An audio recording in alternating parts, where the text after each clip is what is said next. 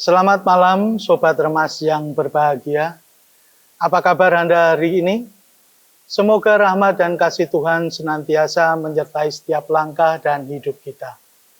Sobat Remas yang berbahagia, sebelum kita menutup hari dengan beristirahat, marilah kita sejenak mengambil waktu hening, menenangkan hati dan merenungkan sabda Tuhan.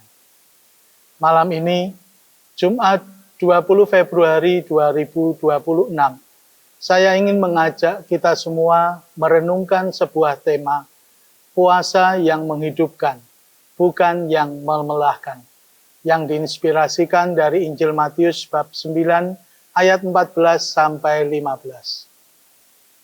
Sobat Remas yang terkasih, mari kita jujur pada diri sendiri.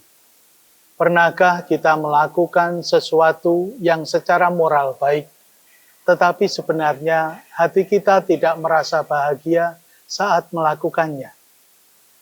Seringkali kita terjebak dalam rutinitas kebaikan, hanya karena merasa itu adalah kewajiban, bukan karena didasari oleh cinta yang tulus. Situasi ini sangat sering terjadi dalam praktik iman kita sehari-hari.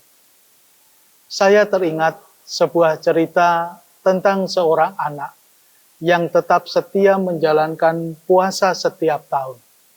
Namun, motif dibaliknya bukanlah kerinduan batin, melainkan rasa takut akan teguran orang tua dan tekanan lingkungan sosialnya. Secara lahiriah, ia tampak taat. Namun di dalam batinnya, ia penuh dengan keluhan. Ia sempat bertanya, untuk apa saya berpuasa kalau rasanya hanya menjadi beban? Pertanyaan sederhana anak ini sesungguhnya menyentuh inti Injil yang kita renungkan malam ini. Dalam perikop tersebut, kita melihat murid-murid Yohanes mempertanyakan mengapa mereka dan orang Farisi rajin berpuasa, sedangkan murid-murid Yesus tidak. Mereka melihat iman hanya sebagai daftar kewajiban yang harus dijalankan secara ketat. Namun Yesus menjawab dengan sebuah perumpamaan yang sangat indah. Dapatkah sahabat mempelai berduka cita selama mempelai itu bersama mereka? Sobat-sobat Remas yang terkasih, Yesus ingin menegaskan bahwa selama sang mempelai hadir, suasana yang wajar adalah sukacita, bukan kesedihan. Puasa baru akan menemukan maknanya yang terdalam ketika sang mempelai itu tidak hadir.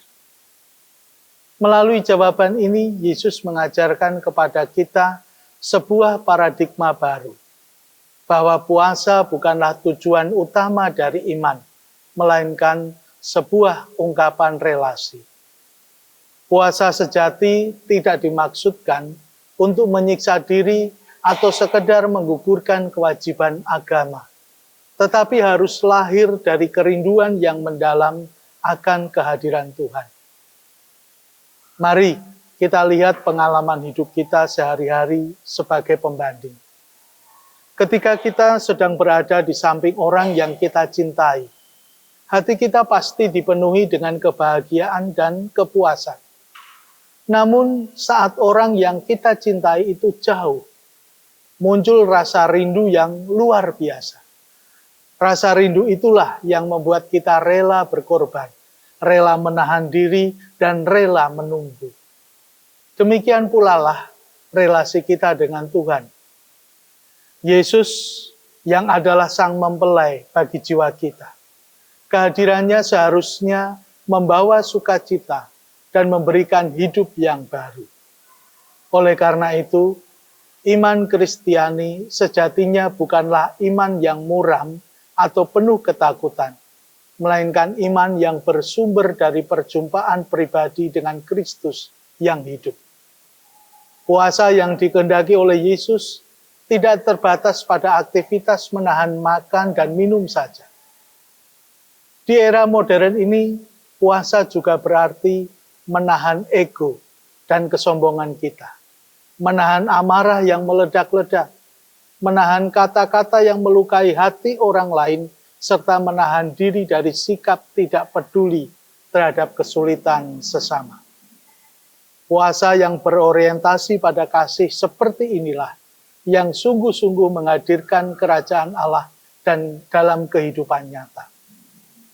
Sobat Remas yang terkasih, sabda Tuhan malam ini mengajak kita masing-masing untuk bertanya ke dalam hati. Apakah iman yang kita jalani saat ini masih sekedar rutinitas yang melelahkan atau sudah lahir dari relasi kasih yang tulus dengan Kristus?